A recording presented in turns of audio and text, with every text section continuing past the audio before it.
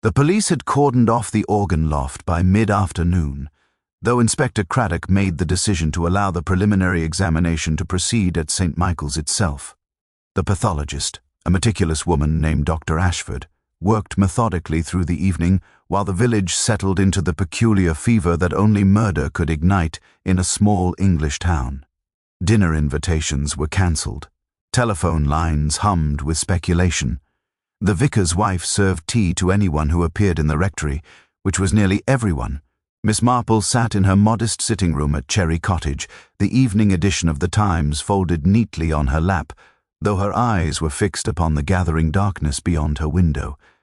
She had elected to return home rather than linger among the agitated crowds, a decision that struck some as callous and others as sensible, depending on their disposition toward elderly spinsters who knitted at funerals. The confirmation came at 7:30, delivered by way of Reverend Hammond himself, who appeared at her door with the weary expression of a man bearing unwelcome news. "Cyanide," he reported, his voice dropping to a whisper despite the absence of other listeners. The police surgeon was nearly certain of it. Poor Gerald's lips had borne that telltale discoloration, and the smell, well, one couldn't mistake it once one knew what to expect. "They are questioning Eleanor quite thoroughly," the Reverend added, settling into the chair Miss Marple offered. "Inspector Craddock seems rather fixed on her. I gather she stands to inherit substantially, and there is some question about Gerald's will. Apparently, he changed it last week. Quite suddenly." Miss Marple poured tea with the unhurried grace of someone for whom routine was a fortress against chaos. "Last week, you say? How very recent. Did Mr. Whitmore seemed troubled during that time?" "Now that you mention it, yes. He was rather distracted at Thursday's bell-ringing practice. Normally so meticulous about the changes, but he fumbled the bob doubles terribly. Most unlike him." The Reverend accepted his cup gratefully. "Do you suppose Eleanor knew about the will?" "That," Miss Marple said, resuming her knitting with practiced ease, "is precisely what Inspector Craddock will attempt to determine. The will is often quite revealing in these matters, though not always in the ways one expects." The Reverend left shortly thereafter, and Miss Marple sat alone with her needles and her thoughts. The cyanide was interesting, not in its presence, but in its nature. It was a poison that required knowledge, purpose, and access. It was not something one obtained accidentally. It was not something one administered on impulse. By the following morning, the village had constructed its first narrative. Eleanor Whitmore had murdered her father to secure an inheritance, likely motivated by financial desperation or long-festering resentment from their estrangement. The motive was clear, the opportunity obvious. She was living in his house after all. And the means were undetermined but certainly obtainable for a woman of her London connections. The police, however, proved to be less hurried in their conclusions than the village gossips.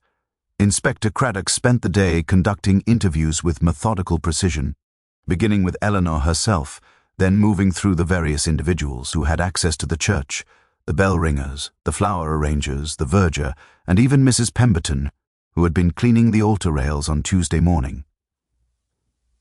It was during Mrs. Pemberton's interview, as reported later by Mrs. Pemberton herself over lunch at the Laurel's garden, that an unexpected complication emerged. Gerald Whitmore had, apparently, received a visitor on Tuesday evening, a gentleman caller, whose identity no one could quite place.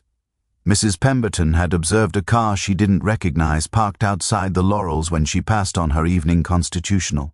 The car had been gone by Wednesday morning. "A gentleman?" Miss Marple inquired mildly, her knitting pausing for the first time.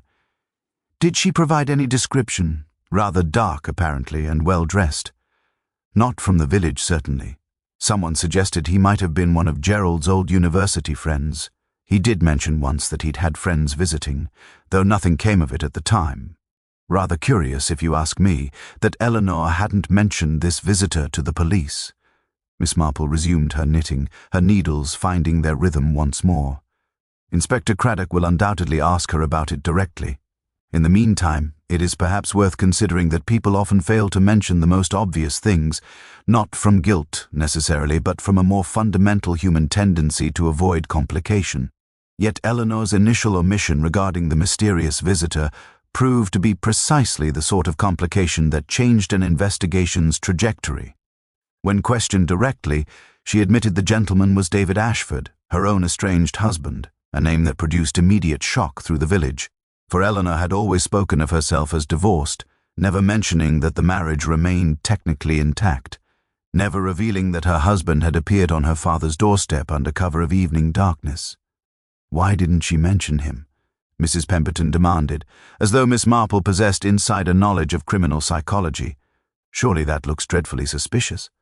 Miss Marple set down her teacup with deliberate care. My dear, what Eleanor chose not to mention and what Elaine, or actually did, are two rather different matters. One reveals embarrassment, or confusion, or fear. The other reveals actions. It is the actions, ultimately, that matter. By evening, as the village settled into a new round of speculation, Inspector Craddock had located David Ashford at a hotel in the neighboring county. He was returning to answer questions. The investigation, it seemed, was expanding rather than contracting, and the simple narrative of a daughter murdering her father for inheritance was beginning to show cracks wide enough for other, darker possibilities to take root. David Ashford arrived at the police station on Friday morning with the practiced composure of a man accustomed to navigating delicate situations. He was, as Mrs. Pemberton had noted, well dressed. A tailored suit of charcoal grey, shoes polished to a mirror shine, and the bearing of someone who had learned early that presentation could substitute for sincerity. Inspector Craddock interviewed him in the modest conference room adjacent to the station's main office, a space that smelled of old coffee and newer desperation. Miss Marple did not attend the interview, of course. Such direct involvement would have been unseemly, and she had learned long ago that the most valuable information often came through the inadvertent revelations of those who had witnessed official proceedings. Instead, she occupied herself with her garden, pruning the autumn roses with the same methodical attention she applied to everything else, and waited for the village to bring her the news. It arrived, as these things typically did, through the voice of Reverend Hammond, who appeared at her gate shortly after 2 o'clock, his bicycle abandoned somewhat haphazardly against the fence. He was breathless. Whether from exertion or excitement, Miss Marple could not immediately determine. Most extraordinary developments, H.E. announced without preamble. David Ashford has admitted to visiting Gerald on Tuesday evening, but he insists they discussed nothing of consequence. He claims it was merely a social call, an attempt at reconciliation for Eleanor's sake. But here's the peculiar part. He admits to arguing with Gerald about money. Miss Marple set down her pruning shears with deliberate care. Money? Between a son-in-law and his father-in-law? Precisely. Ashford was apparently in some financial difficulty, and he hoped Gerald might provide assistance.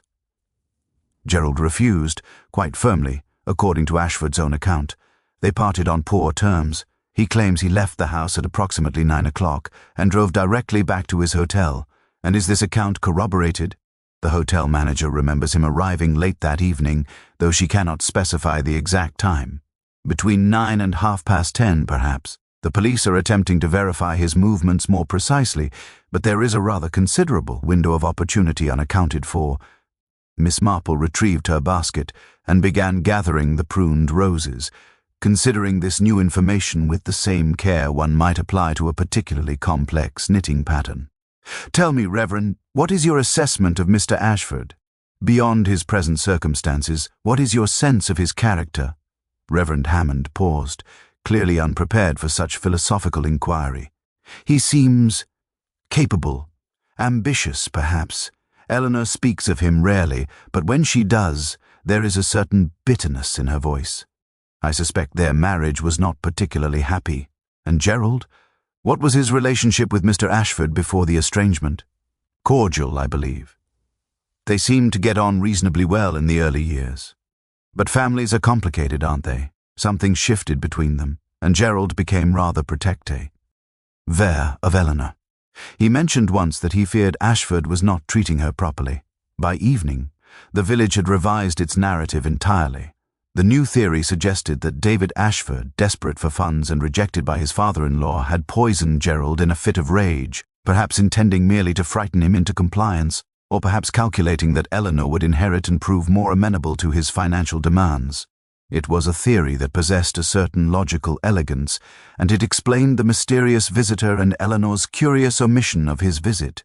Yet Miss Marple found herself unconvinced, though she could not articulate precisely why. It was not that Ashford lacked the motive or opportunity. He possessed both in abundance. It was rather that something about the theory felt incomplete, like a piece of music that ended in a minor key when the ear anticipated resolution. She received Eleanor herself on Saturday morning, a visit that surprised her until Eleanor explained her purpose.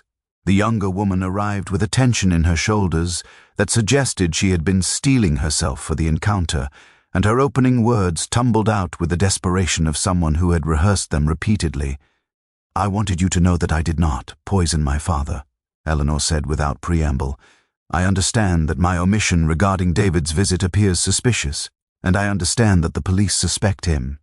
But I also understand that you are someone the village trusts, and I thought perhaps you should know the truth." Miss Marple gestured toward the sitting-room chair. "Please, do sit, and tell me not what you think I should know, but rather what actually occurred." Eleanor settled herself with visible reluctance, her hands twisting together in her lap. "David came to convince me to leave with him. He was in financial trouble, and he wanted me to contact Father, to convince Father to help us. When I refused, when I said I would not manipulate my father for his benefit, David went to see Father himself. I did not accompany him. I remained in the house, in the library. And when he returned, he was angry. Not with Father, but with me. He said Father had refused to help, that Father had called him a parasite. David left almost immediately, driving back to his hotel in a fury." Eleanor's eyes met Miss Marple's directly.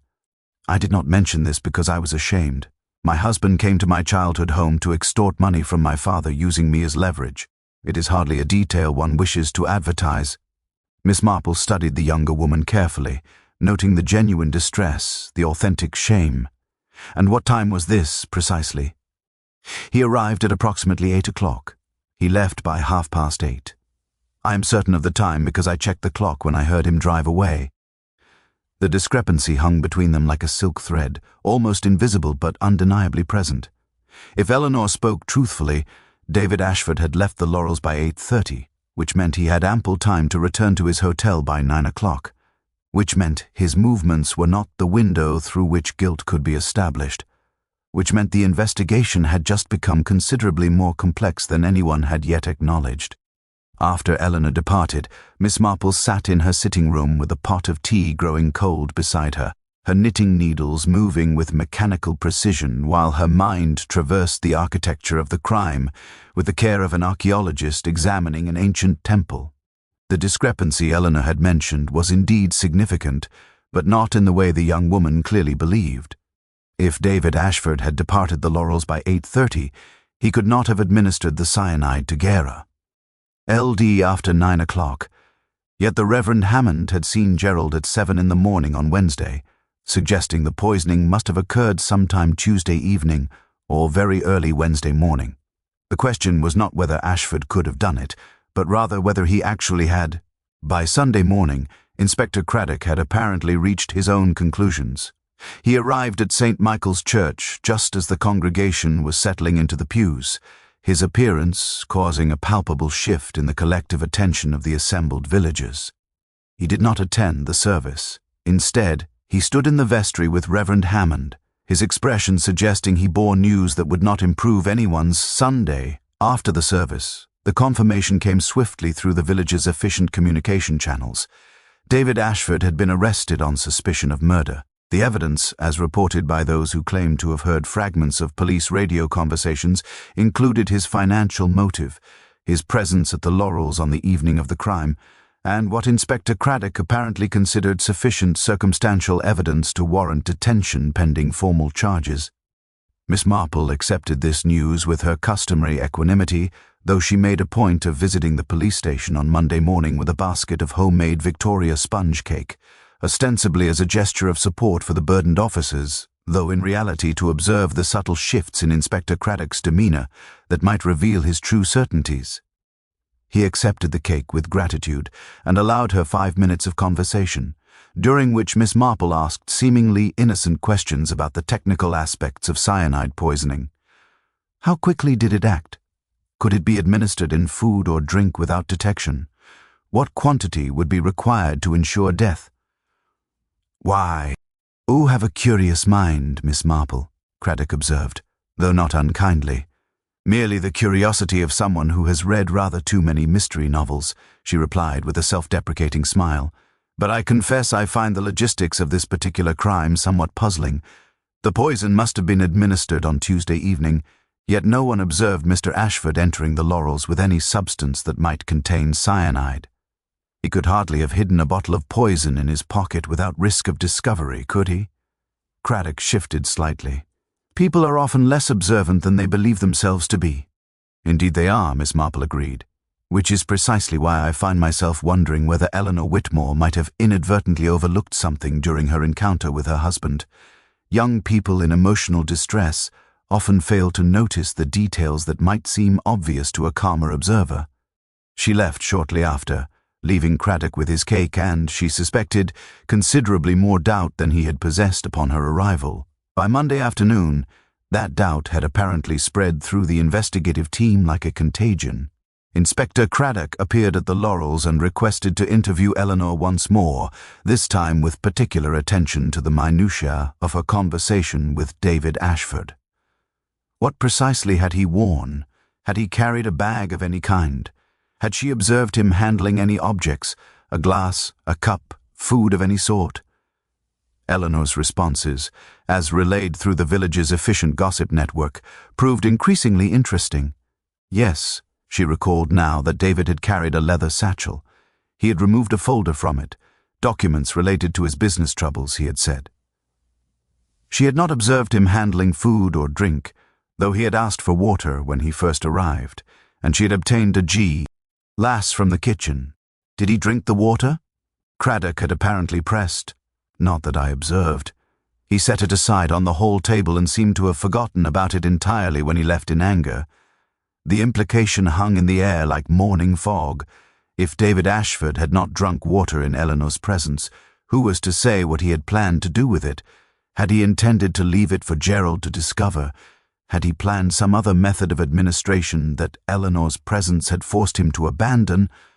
By Tuesday morning, however, a new complication had emerged, one that seemed to deflate Craddock's growing confidence in the case against Ashford. The water glass, when finally located and examined by the police, contained no trace of cyanide whatsoever. The leather satchel, when searched, revealed nothing more sinister than business documents and a pair of cufflinks. More troublingly, the hotel manager at Ashford's lodging had been questioned again with renewed intensity, and she had suddenly recalled something previously overlooked. A gentleman, matching Gerald Whitmore's description, older with distinctive white hair and a walking stick, had passed through the hotel lobby at approximately 8:45 on Tuesday evening, appearing to be departing the establishment in considerable haste. The revelation sent shockwaves through the investigation. If Gerald himself had been at Ashford's hotel on the evening of his death, the entire timeline required reconstruction. The case against David Ashford, already weakening, began to crumble entirely. Miss Marple learned of this development while tending her garden, and she paused in her weeding to consider the implications. A man does not typically visit his son-in-law's hotel room and then somehow consume cyanide upon his return home, unless, of course, he had not consumed it at all on the evening in question, and the poisoning had occurred at a time when entirely different suspects possessed opportunity and motive. The investigation, Miss Marple reflected, was about to take a turn that would surprise nearly everyone in the village, except perhaps for one person who had known the truth all along. The revelation that Gerald Whitmore had visited David Ashford's hotel on Tuesday evening forced Inspector Craddock to approach the investigation with an entirely different framework. The timeline, which had seemed so neat and comprehensible, suddenly fractured into competing possibilities. If Gerald had left his son-in-law's hotel in haste at 8:45, what had transpired in their conversation to prompt such urgent departure? And more critically, when and how had the cyanide been administered? On Wednesday morning, Craddock made the decision to release David Ashford pending further investigation, a decision that brought both relief and renewed suspicion to the village. The guilty man had been let go, some whispered. The police were incompetent. Others suggested more darkly that Ashford had friends in higher places, that his arrest had been mere theatre to deflect attention from more uncomfortable truths. Miss Marple, however, was beginning to perceive the outline of a different architecture entirely. She requested a private conversation with Inspector Craddock, and they met in the rectory's parlour on Wednesday afternoon, a space that felt appropriately neutral for delicate discussions. "I have been thinking about the chemistry of cyanide," Miss Marple began without preamble. "It is a poison that produces certain distinctive symptoms, the discoloration of the lips you mentioned, the characteristic odor. Yet I am curious whether the poison was administered in a form that would have been immediately obvious to the recipient. A bitter taste, surely. One would expect resistance or at least some indication that something was amiss." Craddock regarded her with the weary respect of someone who had come to recognize her insights as occasionally valuable. "The pathologist believes it was likely administered in liquid form, possibly disguised in something with a strong flavor, alcohol perhaps, or fruit juice. And at what time would this have occurred? The medical evidence suggests between 6 and 9 o'clock on Tuesday evening, after Gerald consumed dinner but before his death on Wednesday morning." Miss Marple folded her hands in her lap. "Then we must consider who had access to Gerald during that window. Eleanor was present in the house. David Ashford arrived at 8 o'clock. But who else might have been present or might have had access to Gerald's food or drink during the preceding hours?" Craddock shifted uncomfortably. The verger, Thomas Merrick, was at the church in the late afternoon, ostensibly preparing for Thursday's flower arrangement. Mrs. Pemberton was conducting her evening constitutional. "The housekeeper," Gerald's housekeeper, Miss Marple interrupted softly. "Tell me about her, Mrs. Constance Hartley. 63 years old, has worked for Gerald for the past 8 years. No apparent motive that we could determine. She was at home with her sister on Tuesday evening, according to her own statement, and the sister corroborated this?" "Yes, though the sister admitted she had fallen asleep around 7 o'clock and did not wake until 9. Mrs. Hartley could have left the house without her knowledge." Miss Marple rose and moved to the window, her gaze drifting toward the church visible through the trees. "I think, Inspector, that you should examine Mrs. Hartley's financial situation more closely. People do not typically commit murder without compelling reason, and financial desperation is a far more common motivation than most of us care to acknowledge." The investigation took yet another turn. It emerged, through careful financial scrutiny, that Constance Hartley had been in considerable debt, medical bills for a sick grandchild apparently, though she had never mentioned this to anyone in the village. The child lived in Australia, and Hartley had been attempting to raise funds for expensive surgery. She had approached Gerald on multiple occasions requesting a loan or advance on her wages. Gerald, whose will had been recently altered to leave his estate to Eleanor rather than distributing funds more broadly, had apparently refused each request with increasing firmness. On Thursday evening, as Miss Marple was preparing her supper, Craddock appeared at her cottage door with the expression of a man who had discovered something both clarifying and disappointing. Constance Hartley had confessed to the crime, though her confession came with circumstances that complicated the simple narrative of a servant poisoning her employer for financial gain. She had indeed administered the cyanide, she admitted, but not with intent to murder. She had obtained a small quantity through a contact in the village, Thomas Merrick, the verger, who kept such substances for use in pest control at the church. She had intended only to make Gerald ill enough that he would require extended care that would necessitate his keeping her on at increased wages and with expanded responsibilities. She had meant to poison him gradually, she claimed, over several weeks, until he became dependent upon her ministrations. Yet she had miscalculated the quantity, or her resolve had wavered at a critical moment, or some other factor had intervened to transform attempted coercion into outright murder. She had administered the poison on Tuesday evening, dissolving it in the brandy that Gerald always took after his dinner. She had prepared it herself, having prepared Gerald's meals for 8 years, He had consumed it without suspicion while Eleanor was occupied in the library, while David Ashford was driving toward the hotel in his anger. The confession raised as many questions as it answered. Had Hartley truly believed Gerald would survive such a dose? Had she simply lost control of a plan she could no longer manage? Or had the murder been deliberate from the outset, and her claims of coercion merely an attempt to secure a lesser sentence? Miss Marple listened to Craddock's account with her customary serenity, but her knitting needles moved with unusual speed, as though her hands were working through complications. Her conscious mind had not yet fully articulated. "There is something troubling you," Craddock observed, watching her agitated movements. "Only that the human capacity for self-deception is quite remarkable," Miss Marple replied.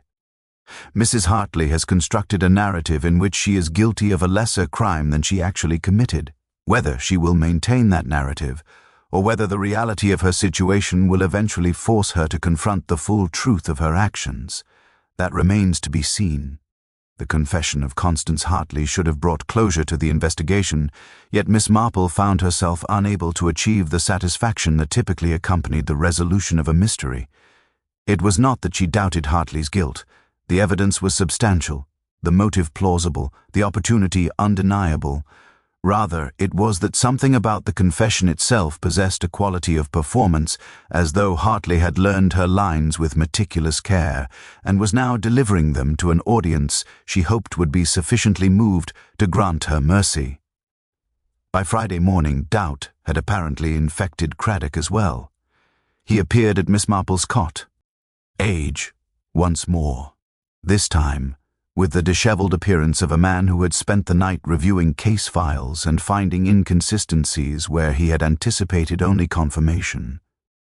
"There is a problem with the timeline," he said without preamble, settling himself in her sitting room as though he had every right to do so, which, Miss Marple reflected, he essentially did.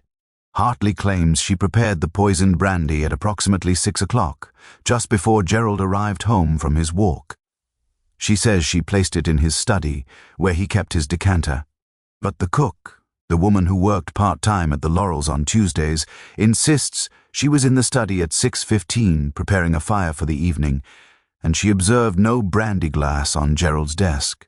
"And what time did the cook depart?" 6:45. She is quite specific about it, because she wanted to catch the 6:50 bus to the neighboring village.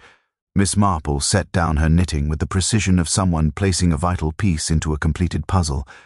"Then the brandy must have been placed in Gerald's study after the cook departed, which suggests Hartley's timeline is inaccurate, or she is lying about the entire sequence of events." Craddock nodded grimly. "I confronted her this morning. She became quite distressed and suddenly revised her story. She now claims she did not prepare the brandy until after 7 o'clock. After Eleanor had already arrived, but before David Ashford appeared." Yet Eleanor has no recollection of Hartley being present in the house during that interval. She was in the kitchen herself, she insists, preparing refreshments for her father's evening. "An interesting contradiction," Miss Marple observed.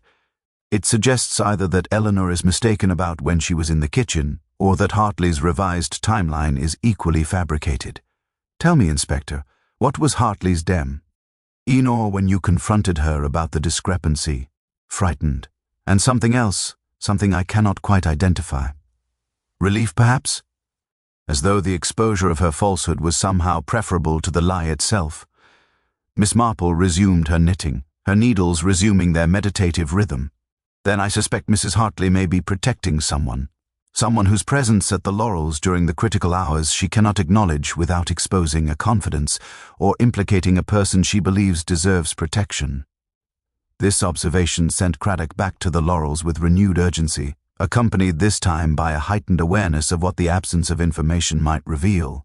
He interviewed the cook again, pressing her with more insistent questions about Eleanor's movements during the early evening. Had Eleanor been in the kitchen the entire time?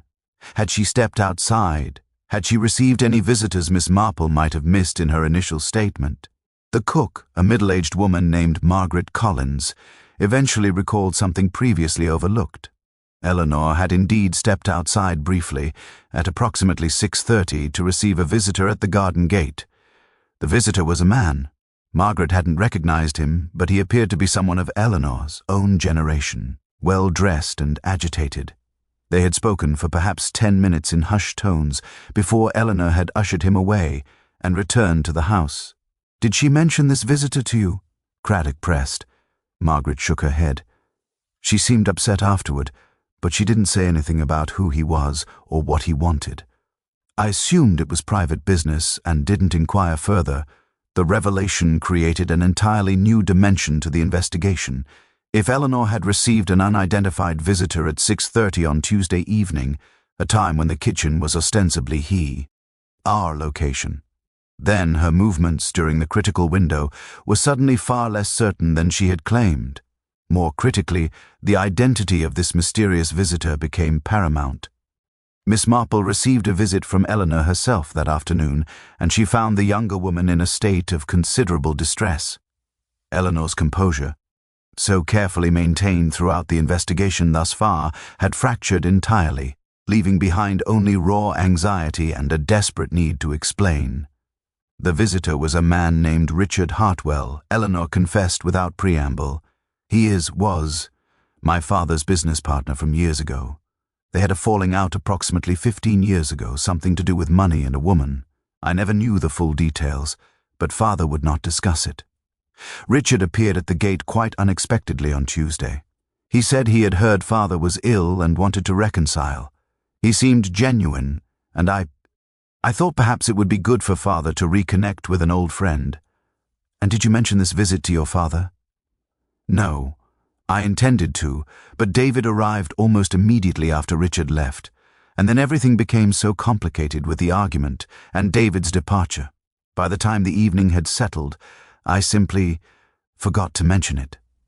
Or rather, I did not want to mention it, because I felt somewhat foolish for having encouraged a visitor my father had explicitly cut from his life." Miss Marple studied Eleanor carefully, noting the genuine distress, the authentic shame at her own forgetfulness. And what did Richard Hartwell look like? Eleanor described a man of approximately Gerald's age, with silver hair and a limp that suggested an old injury. She provided an address in a neighboring village where he claimed to be staying. Inspector Craddock, when informed of this development, departed immediately to locate and interview Mr. Richard Hartwell. He returned 2 hours later with an expression that suggested the investigation had just become far more complicated than anyone had anticipated. Richard Hartwell, he reported, had been admitted to the hospital on Tuesday evening at 7:30 with symptoms consistent with acute poisoning. He had died at 3 o'clock Wednesday morning without regaining consciousness. The village, which had believed the mystery solved, suddenly confronted a far more disturbing possibility: that 2 men had been poisoned on the same evening, and that the connection between them might reveal not a single killer, but a far more intricate web of motives and means than anyone had yet considered. The revelation that Richard Hartwell had also been poisoned transformed the investigation from a straightforward case of domestic murder into something considerably more sinister.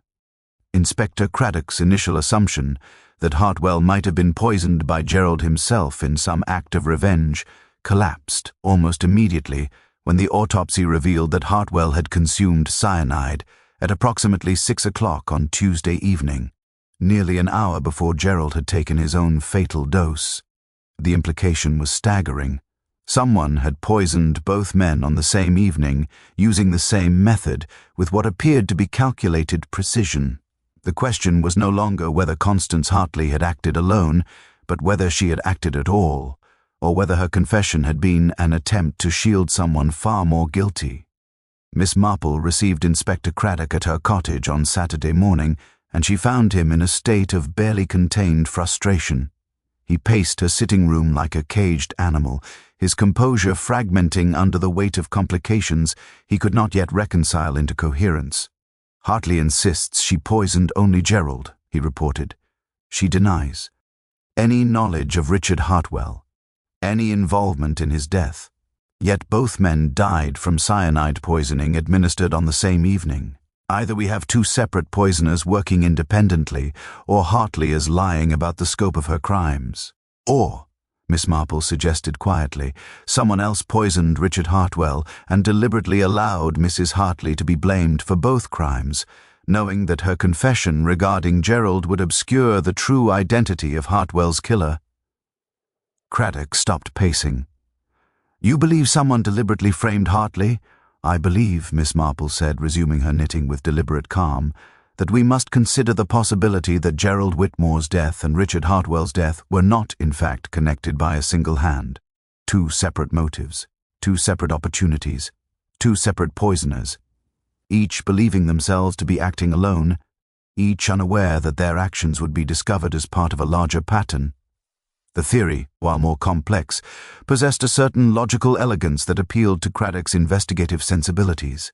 He departed to pursue this new direction with renewed purpose, and Miss Marple was left to contemplate the implications of her own suggestion. By Monday morning, Craddock had constructed a new narrative with remarkable efficiency. Richard Hartwell, it emerged, had been a man of considerable means, wealthier, in fact, than Gerald himself.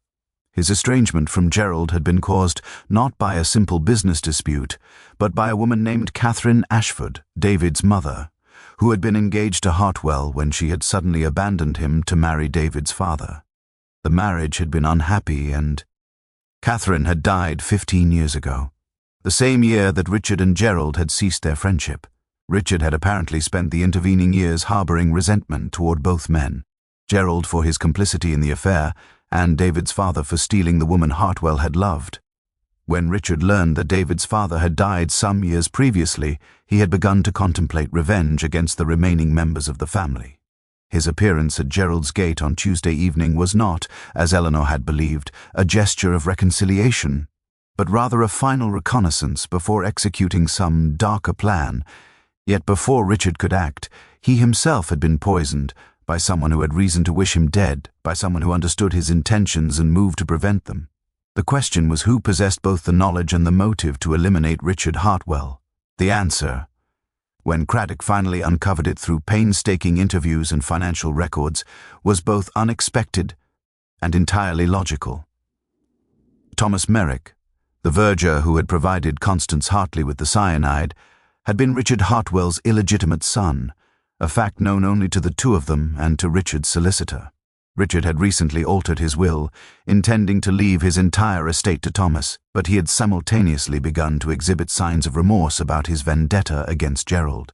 He had mentioned to Thomas that perhaps reconciliation was preferable to revenge, that harboring such long-standing resentment had poisoned his own life as thoroughly as any chemical compound might poison his enemies. Thomas Merrick, terrified that his anticipated inheritance would be redirected toward charitable causes, or, worse, toward the very people Richard claimed to forgive, had taken action. He had obtained cyanide from his church supplies, ostensibly for pest control, actually for murder. He had arranged to encounter Richard on Tuesday evening, and had offered him refreshment spiked with the deadly poison, watching as his father consumed the drink and collapsed into the illness that would culminate in death. Yet Thomas had not accounted for the arrival of Eleanor at the garden gate at approximately the same moment he had been disposing of evidence. Eleanor had seen him, or at least she had seen a man who might have been anyone, a figure in the shadows that she had not fully registered until the police specifically asked her to recall every detail of her evening. When confronted with this evidence, Thomas Merrick confessed with a composure that suggested he had anticipated eventual discovery. He had poisoned Richard Hartwell out of financial desperation and fear. He had provided cyanide to Constance Hartley innocently, never suspecting she would use it for murder. He had watched as the investigation focused first on Eleanor, then on David Ashford, then finally on Hartley herself, and he had said nothing, allowing an innocent woman to accept blame for a murder she had not committed. Miss Marple learned of these developments through Inspector Craddock's final visit on Thursday afternoon. He sat in her sitting room with the exhausted bearing of a man who had solved a crime only to discover that the solution revealed complexities far more troubling than the original mystery.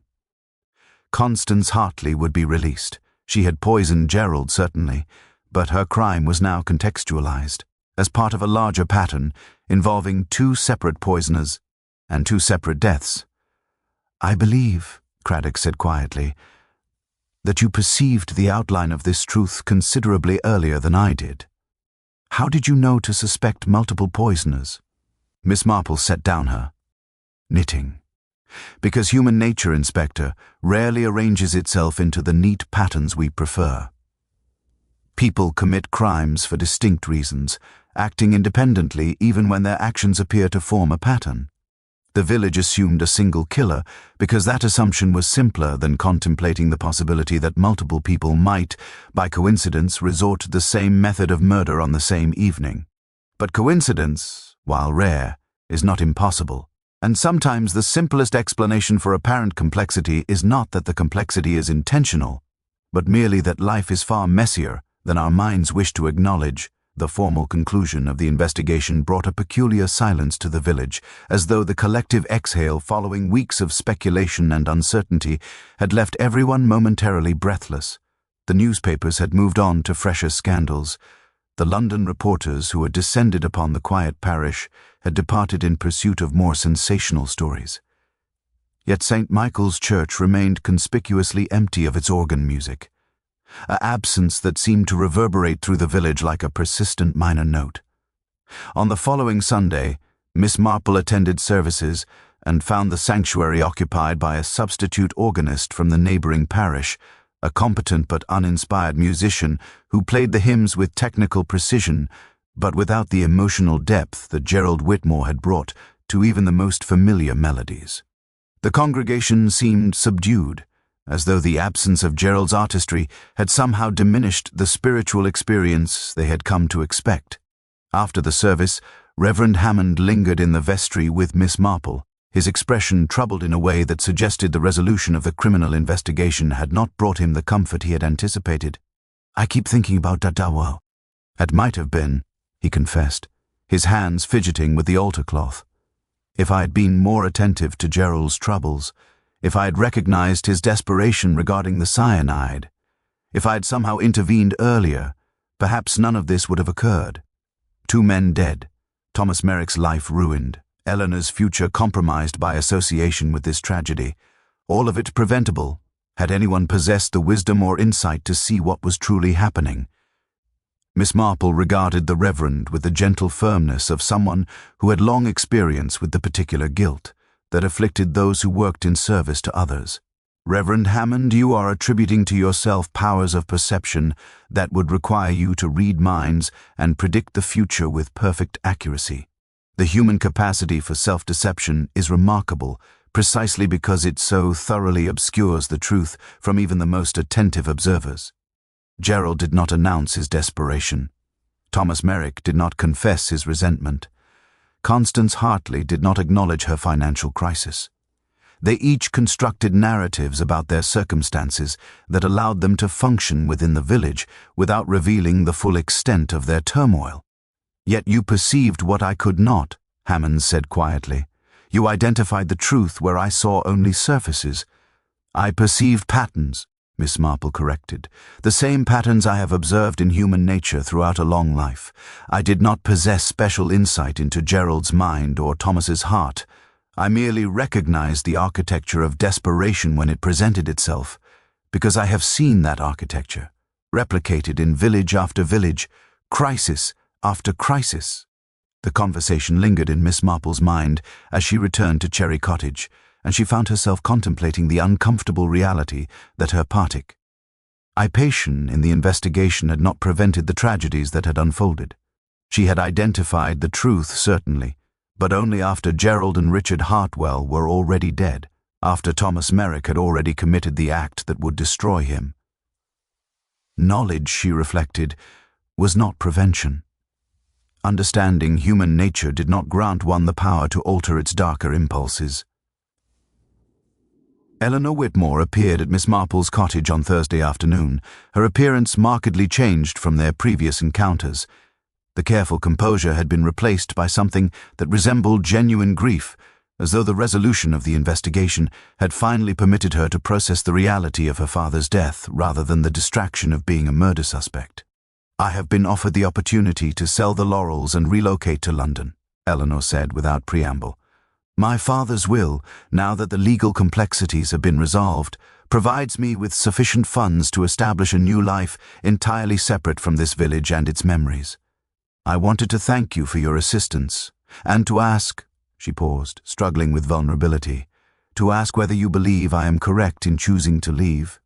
Miss Marple gestured toward the sitting-room chair, and Eleanor settled herself with the careful movements of someone whose entire being ached. "That is not a question I can answer for you, Miss Whitmore. I can only observe that returning to a place where one has experienced profound loss often requires more courage than departing from it. Yet I can also observe that the village itself is not culpable for your father's death or for the choices that various people made regarding him. To leave in anger at the place, rather than in acceptance of what occurred, is to grant the tragedy a power it does not deserve. But everyone will remember, Eleanor say. ID, quietly. Everyone will always associate me with murder and poisoning and familial estrangement. Perhaps, Miss Marple acknowledged, yet I suspect that within 6 months a new scandal will emerge to distract the village's collective attention. A new mystery, a new speculation, a new object for gossip to attach itself to. Human nature is not inclined toward sustained contemplation of others' sorrows. We are far too preoccupied with our own. Eleanor departed without committing to either remaining or leaving, and Miss Marple understood that the decision was not one that could be made in conversation with an elderly woman in a garden cottage. It was a decision that would require Eleanor to confront her own understanding of home, family, and the possibility of redemption in a place marked by tragedy.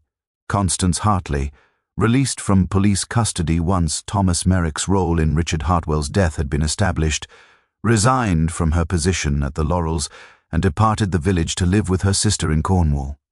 Miss Marple encountered her briefly before she left, and she noted that Hartley's expression held something unexpectedly like relief, as though the revelation of her crime and her subsequent arrest had somehow liberated her from the weight of secrecy that had previously constrained her.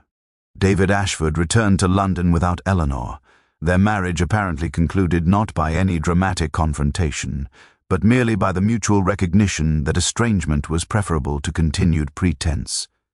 Inspector Craddock closed his files and returned his attention to the ordinary crimes that occupied his attention: petty theft, property disputes, the minor infractions that comprised the actual substance of village life, rather than the extraordinary violence that had briefly interrupted it, and Miss Marple settling into her sitting-room with her knitting. As autumn transformed into winter, found herself contemplating not the solutions she had identified, but the victims she had not been able to save, and the uncomfortable reality that understanding the nature of human darkness was not the same as preventing its expression. Winter arrived with a kind of subtle intensity that characterized English seasons, not a dramatic transformation but a gradual diminishment of light and warmth that seemed to mirror the emotional landscape of the village itself. By mid-November, the investigation had faded from active memory into the territory of established history, the sort of incident that would be referenced in passing for years to come but no longer occupied the immediate consciousness of daily life. Yet on a particularly grey afternoon in early December, Miss Marple received a visitor whose arrival suggested that the investigation, while officially concluded, had perhaps not entirely exhausted its implications. Inspector Craddock appeared at her door with the hesitant bearing of a man uncertain of his welcome, and she invited him into her sitting-room with the graciousness she extended to all callers, regardless of whether they brought news or merely restlessness. "I have been reviewing the case files," he began without preamble, settling into the familiar chair with the ease of someone who had occupied it multiple times, "and I find myself troubled by an inconsistency that I cannot adequately explain despite the convictions that have now been secured." "An inconsistency?" Miss Marple set down her knitting with deliberate attention, recognizing in Craddock's tone the particular anxiety of an investigator who has begun to doubt the adequacy of his own conclusions. Thomas Merrick's confession regarding Richard Hartwell's death included a detailed account of how he prepared the poisoned drink and delivered it to his father at approximately 6 o'clock on Tuesday evening. He described the specific location, a bench near the church, where the meeting occurred. Yet when we examined the bench, we found no trace of the drink's container, No evidence that any beverage had been consumed there. And this troubles you? It troubles me because Thomas was quite specific about every other detail. He described the color of his father's shirt, the weather conditions, the precise words they exchanged. Yet regarding the most critical element, the actual poisoning, his account becomes suddenly vague. He cannot quite remember where he disposed of the glass, cannot quite recall whether his father drank it immediately or after some delay. Miss Marple resumed her knitting, her needles finding their familiar rhythm. "Tell me, Inspector, did you press him on these points during your interrogation?" "I did." He became increasingly agitated, eventually insisting that his memory of those specific moments was clouded by emotion and fear. He claimed that having his father collapse in front of him had been so traumatic that the details had become fragmented in his mind. "A reasonable explanation," Miss Marple observed. "Yet you remain unconvinced." "I remain uncertain," Craddock corrected, "which is perhaps worse. In a criminal investigation, conviction is preferable to uncertainty. Yet I find myself unable to dismiss the possibility that Thomas Merrick's confession, while accounting for his presence at the church on Tuesday evening and his general intention toward his father, may not accurately describe the method by which Richard Hartwell was actually poisoned." Miss Marple set down her knitting once more, her expression clarifying into something more focused. "Then you are suggesting that Thomas may have intended to poison his father but failed to do so, and that someone else subsequently administered the fatal dose?" "I am suggesting," Craddock said slowly, "that I may have accepted a confession too readily, finding in it the resolution I expected rather than the truth I should have pursued more aggressively. The implications of this possibility hung between them like a cord that had not quite resolved. If Thomas Merrick had not, in fact, poisoned Richard Hartwell, then the identity of Hartwell's actual killer remained undetermined. Yet the investigation had concluded, the files had been closed, and the public had accepted the narrative of a son murdering his father for inheritance. To reopen the investigation would require not merely new evidence, but a compelling reason to doubt conclusions that had already been formally accepted. "I have taken the liberty," Craddock continued, "of re-examining the circumstances surrounding Richard Hartwell's arrival at the village on Tuesday evening. Eleanor Whitmore described him as appearing agitated and eager to reconcile with Gerald. Yet the solicitor who had recently altered Hartwell's will on his behalf reports that Richard had been in excellent spirits during their final meeting, expressing satisfaction with his recent decisions and a sense of peace regarding his future. A change in temperament, Miss Marple observed. A significant change, one that suggests Hartwell had resolved whatever internal conflict had previously tormented him. Yet why would a man at peace with himself suddenly appear agitated upon arriving at Gerald's home? Unless his apparent agitation was not emotional distress, but rather the physical manifestation of illness, symptoms that were already manifesting themselves as the poison began its work. Miss Marple's needles paused mid-stitch. "You are suggesting that Richard Hartwell was poisoned not at the church, as Thomas claims, but at some point earlier in the evening, perhaps during his journey from wherever he had been staying to the Laurels, or at the Laurels itself, during his conversation with Eleanor. Yet Eleanor insists the conversation occurred entirely at the garden gate, with no refreshment offered or accepted. Then we must consider," Miss Marple said quietly, "whether Eleanor's account of events is entirely accurate. Not because she is deliberately deceiving you, but perhaps because there are elements of that evening that she herself does not fully understand or has rationalized into different forms." Craddock leaned forward. "You believe Eleanor may have poisoned Richard Hartwell?"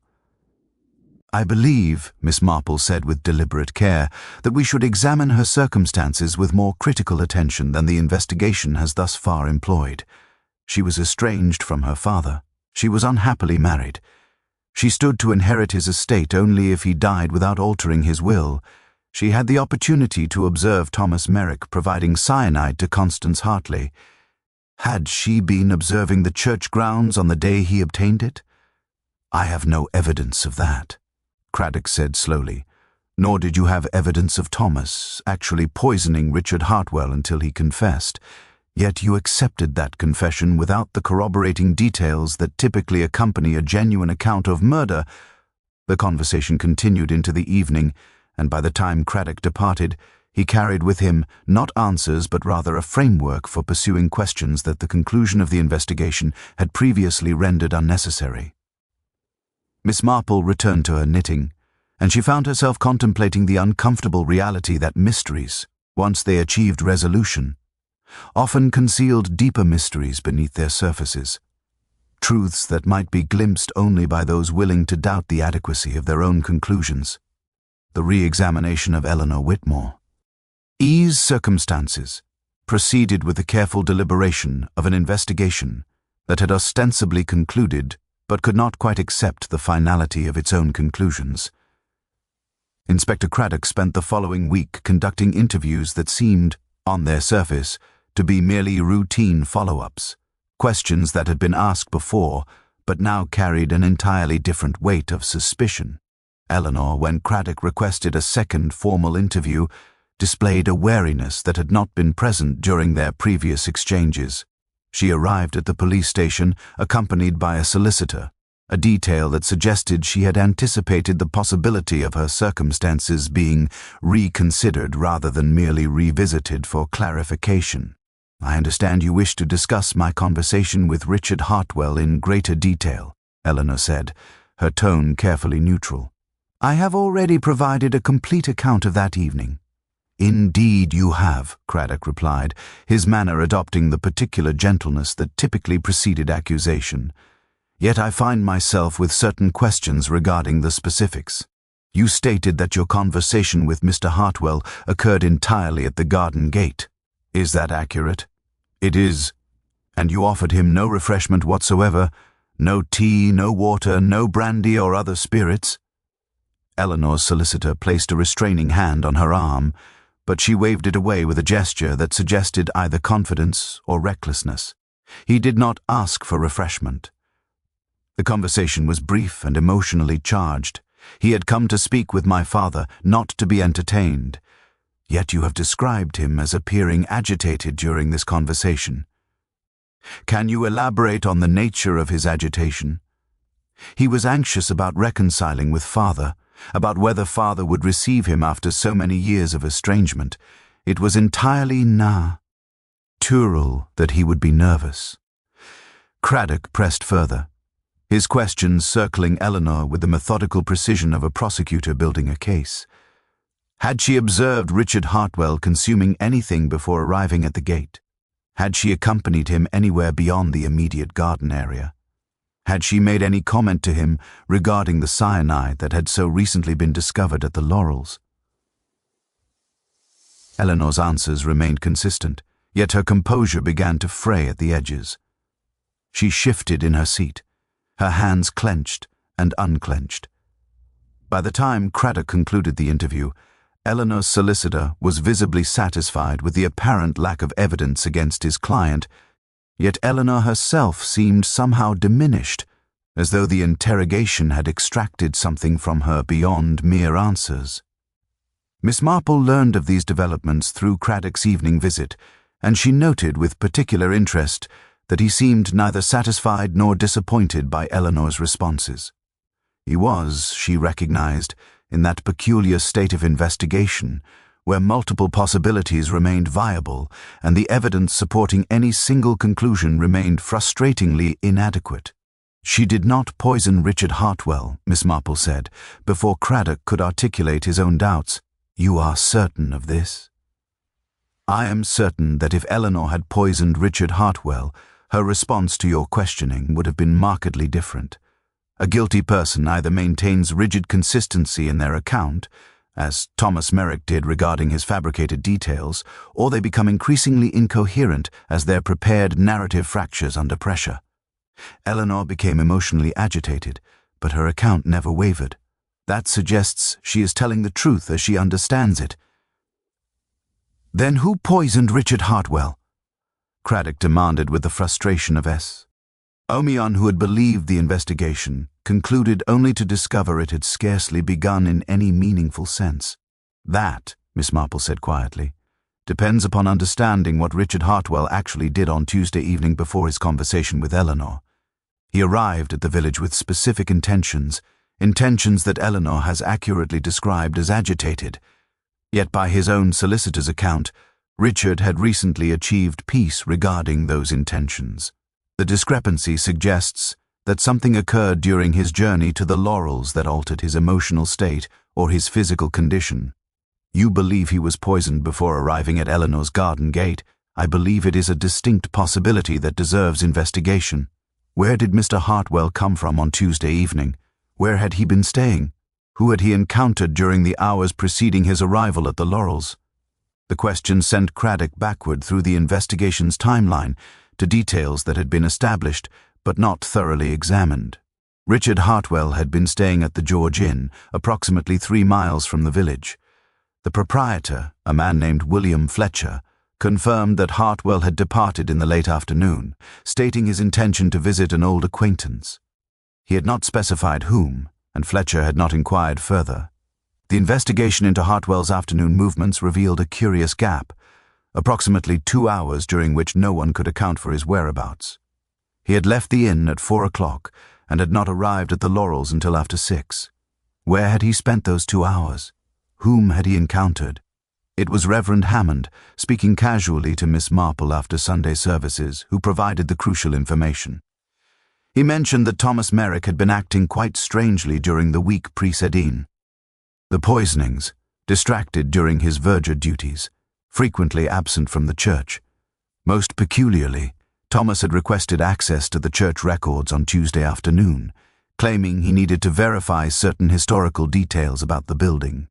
Miss Marple felt something shift in her understanding, as though a photograph that had been slightly out of focus suddenly resolved into clarity. Thomas Merrick had not poisoned Richard Hartwell at the church bench, as he had confessed. Yet he had been at the church on Tuesday afternoon, had been absent during the precise hours when Richard Hartwell's movements could not be accounted for, had subsequently confessed to a crime with details that did not entirely align with the evidence. Thomas had confessed, Miss Marple suddenly understood, not because he had murdered Richard Hartwell, but because he had witnessed something, had encountered his father somewhere between the inn and the Laurels, had observed something that made him realize his father was dying, had made the conscious decision to accept blame for the murder, rather than reveal what he had actually witnessed on that grey Tuesday afternoon. The question was no longer who had poisoned Richard Hartwell, but rather what had Thomas Merrick seen that was so terrible he had sacrificed his own freedom to conceal it, and more critically, what person in the village possessed both the motive and the opportunity to poison Richard Hartwell in those 2 unaccounted hours. The realization that Thomas Merrick had confessed to a crime he had not committed transformed the investigation into something far more delicate than a simple pursuit of justice. Inspector Craddock faced a peculiar dilemma. To expose Thomas's false confession would require him to identify the actual perpetrator, yet the evidence pointing toward that person remained frustratingly circumstantial. More troubly, Englee, Thomas himself showed no inclination to recant his confession, despite the investigative pressure that Craddock now applied with increasing intensity. It was Miss Marple who suggested the solution, not through direct accusation but through a carefully constructed invitation. She requested that Inspector Craddock arrange for Thomas Merrick to be brought to her cottage for a private conversation, under the pretense of discussing his motivations and psychological state. Craddock, recognizing that conventional interrogation had yielded nothing but reinforced denial, agreed to the arrangement with the cautious hope that an elderly woman's gentle inquiry might succeed where official authority had failed. Thomas arrived on a cold December afternoon, his bearing suggesting the resigned composure of someone who had already accepted the consequences of his actions and had little left to lose through further revelation. Miss Marple served him tea with the courtesy she extended to all visitors, regardless of their circumstances, and they sat in her sitting room with the easy silence of people comfortable in their mutual understanding of human complexity. "I have been thinking about your father," Miss Marple began without preamble, "about what he must have been experiencing on the afternoon he arrived in this village, a man who had harbored resentment for 15 years, who had recently made peace with that resentment, who had decided to forgive those he had previously meant to harm. That is a significant transformation, Mr. Merrick. It must have required considerable courage. Thomas's hands trembled slightly as he held his teacup. He was a good man, despite everything. I realize that now. Of course he was, Miss Marple said gently. Good men are often capable of harboring terrible resentments. The two qualities are not mutually exclusive. But your father's transformatio. Nen, his decision to forgive rather than to harm, must have created a profound conflict within you. You had anticipated inheriting a substantial estate. You had perhaps made plans based on that expectation. Yet if your father forgave Gerald Whitmore and Eleanor, if he altered his will to reflect his newfound generosity, those plans would collapse. I did not murder him for money, Thomas said quietly. No, Miss Marple agreed. I do not believe you did. But you encountered him on Tuesday afternoon, did you not? You saw him between the inn and the Laurels. You observed something that made you realize your father was already dying. The silence that followed was profound and absolute. Thomas set down his teacup with deliberate care, and when he finally spoke, his voice was barely above a whisper. He was walking along the lane near the church. He seemed unsteady, confused. I thought perhaps he had been drinking, but his breath did not smell of alcohol. He kept saying that his lips felt numb, that something was very wrong. I wanted to help him, to take him to a doctor, but he refused. He said he deserved what was happening to him, that it was justice for all the years he had spent harboring hatred. Who had poisoned him, Thomas? He would not say. He kept insisting that it did not matter, that he had perhaps deserved it all along. He said he had gone to the Laurels to reconcile with Gerald, but before he could speak with him, someone had offered him a drink on the lane. He accepted it without thinking. By the time he realized what was happening, the poison was already taking effect. Miss Marple's needles had resumed their meditative rhythm, and you could not bear for the world to know that your father had been murdered by someone in this village, someone who had recognized his intentions and had decided to prevent his reconciliation. So you confessed to his murder? No. That your false confession would obscure the identity of the actual killer. I wanted to protect her, Thomas said, tears now streaming down his face. I wanted to give her the opportunity to disappear, to escape before anyone realized what she had done. The revelation hung in the air between them like a suspended note awaiting resolution. Miss Marple rose from her chair with the deliberate movements of age and approached the window, gazing toward the village beyond. When she turned back to Thomas, her expression held the particular sadness of someone who has finally glimpsed the complete architecture of human tragedy. It was Eleanor, was it not? She realized that her father intended to forgive David Ashford, to perhaps reconcile with her estranged husband. She knew that his reconciliation would compromise her inheritance, would distribute his wealth in directions she had not anticipated. So she obtained cyanide, easily done, given that Constance Hartley had already demonstrated where such substances could be procured, and she intercepted her father on the lane. She offered him refreshment, as a dutiful daughter might. He accepted, as an unsuspecting father would. Thomas did not deny it. His silence was itself confession, more eloquent than any words could be. And Constance Hartley, Miss Marple continued, poisoned Gerald Whitmore shortly thereafter, her own crime becoming entangled with Eleanor's in the investigative confusion that followed. 2 separate murders, committed by 2 separate people, on the same evening, using the same method. You recognized what had occurred and chose to accept blame for one of them, hoping to shield Eleanor from consequences while simultaneously protecting your father's memory from the revelation of how he had actually died. Inspector Craddock, listening to this conversation from beyond the cottage door, finally understood the complete truth. Eleanor Whitmore had poisoned her father not from desperation but from calculated self-interest. She had murdered Richard Hartwell to prevent reconciliation that would have complicated her inheritance, and Thomas Merrick, in a final act of filial devotion, had chosen to die, metaphorically, through imprisonment, to protect her from the full consequences of her actions.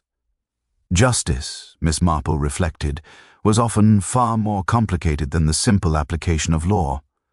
The guilty would receive their legal consequences. Yet the moral dimensions of guilt remained irreducibly complex, shaped by love, loyalty, and the desperate human capacity to sacrifice oneself for those one cared for, regardless of their worthiness of such sacrifice.